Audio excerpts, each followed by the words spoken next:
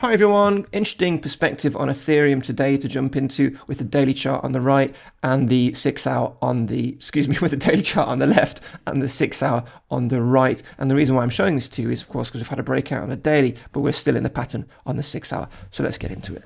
So firstly, of course, we have a double bottom, which is apparent on both time frames. The daily, of course, is the most significant, with key support remaining to be around $2,842. And of course, we have 2,128 just below, but we're hoping now we've had a break of this falling wedge, this narrowing wedge, that we are going to see some more upside, and we have a potential long play idea here, of course taking profits quite modestly at around $3,600. Now the interesting thing about this is on the 6 hour chart we do still have overhead resistance. This is the 200 MA also on the 6 hour time frame. So what this would suggest is that it's more probable at the moment that following this breakout, and that makes perfect sense of course, that Ethereum is going to retrace a little bit on the daily chart, potentially all the way down to key support before moving higher, despite moving above the neckline of the double bottom and confirming this higher high, as ultimately we have resistance overhead in the form of this moving average and diagonal resistance on this descending channel on the 6 hour. So unless we see a break from here, you can use this as a signal that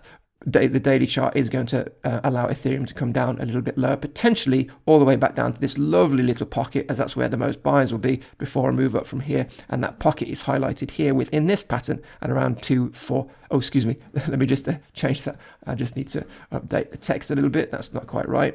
There we go. I've just missed a number on there. There we go. It's just 842. There we go.